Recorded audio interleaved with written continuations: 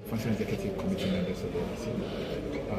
As we announced, in the wake of what happened last Saturday in the primaries in Ayawaso East, we set up a three-man committee, and we asked the committee to submit its report latest today to be discussed by the Functional Executive Committee of the party. So that committee led by Honorable Kofi Tutu presented this report to us.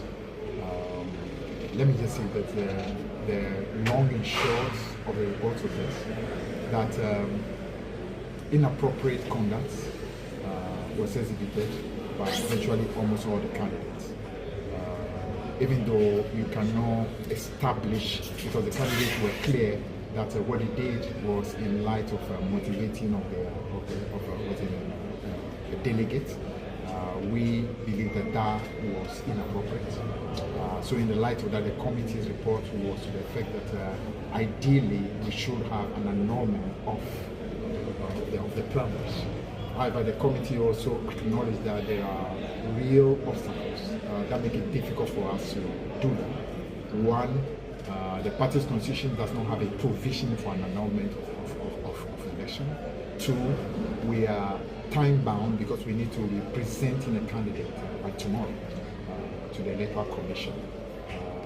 So given these difficulties, and also there are legal challenges that could be mounted by whoever won, and the party clearly will not be able to go through any of that process without presenting a candidate very quickly.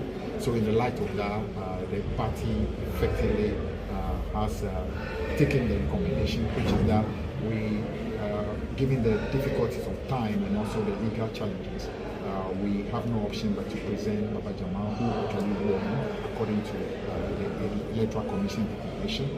But the party also wants to signal that we take into consideration the step taken by the president.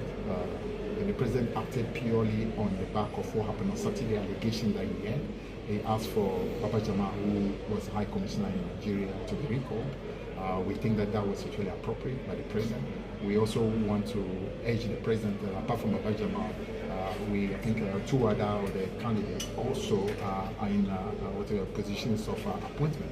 I think they are on various boards, and similar measures to be taken as well to just show that we as a party feel that anyone who was involved in this inappropriate conduct have to be punished once they are appointed by the government.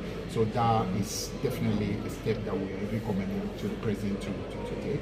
We also want to say that we are going to do a comprehensive review of the whole process that leads to our elections in our internal elections are concerned. So we are expanding the committee that was appointed. We are adding 4 more members to that committee to make a 7-member committee. And that 7-member committee will extensively come up with a recommendation as to how we can once and for all deal with this, should I call it, canker, which has to do with anything that amounts to inappropriate conduct as far as elections are concerned. So we're expecting that committee to immediately resume start its duty and then submit a report to us very soon. And we expect that that report will help us to be able to deal with this once and for all. But the final thing I would say is this, that we are conscious of the fact that this practice has been with us, not just as the NDC, but also with the PP. We want to, for example, take note of what our MPs came out with to say that they thought it was wrong, and we agree with them that it was wrong. But we also want to admit the fact that even MPs themselves pretty much know that a lot of them who are in Parliament today cannot exactly be the one to cast the first stone, because they clearly must have done things of this nature themselves. So we need to approach this issue comprehensively.